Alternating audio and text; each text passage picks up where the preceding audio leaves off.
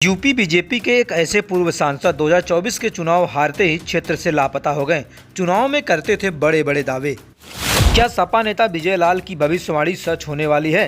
क्या पूर्व सांसद दिनेश लाल निरहुआ अब सपा ज्वाइन करेंगे? चुनाव हारते ही आजमगढ़ से मुंबई के लिए हो गए रवाना। दिनेश लाल उर्फ निरहुआ बीजेपी के दावे हो गए धराशायी। दिनेश लाल निरहुआ क्या बीजेपी का साथ छोड़ेंगे या राजनीति से लेंगे त्यागपत्र? राजनीतिक हलचल इन दिनों तेज है।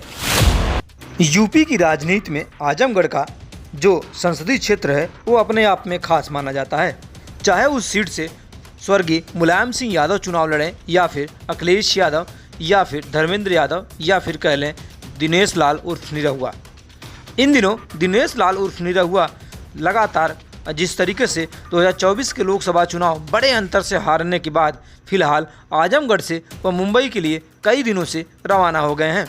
लेकिन 2024 के लोकसभा चुनाव में बड़े बड़े दावे करते थे कि इस आजमगढ़ की धरती पर कोई माई का लाल दिनेश लाल उर्फ निरहुआ को चुनाव नहीं हरा सकता।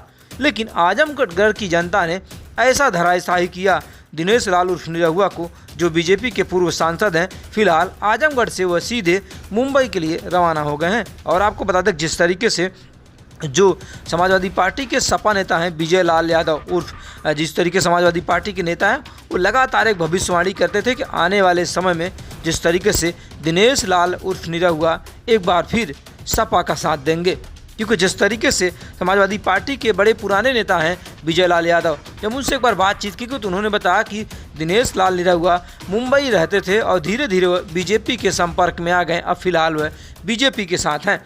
लेकिन चुनाव से पहले दिनेश लाल निरहुआ को लेकर विजय लाल ने कहा था कि आजमगढ़ की लोकसभा सीट से इस बार दिनेश लाल उर्फ निरहुआ चुनाव हार जाएंगे और उनकी भविष्यवाणी सच भी हो गई। फिलहाल जिस तरीके से चर्चा ये है कि आने वाले समय में क्या बीजेपी का साथ छोड़कर एक बार फिर समाजवादी पार्टी का दामन थामेंगे, ये तो अभी फिलहाल चर्चा का विषय है। लेकिन जिस तरीके से आपको बता दें कि विजय लाल ने कहीं न कहीं बड़े दावे किए थे। उन्होंने कहा कि आजमगढ़ समेत पूर्वांचल की कई लोकसभा सीटों पे 2024 में समाजवादी पार्टी चुनाव जीतेगी।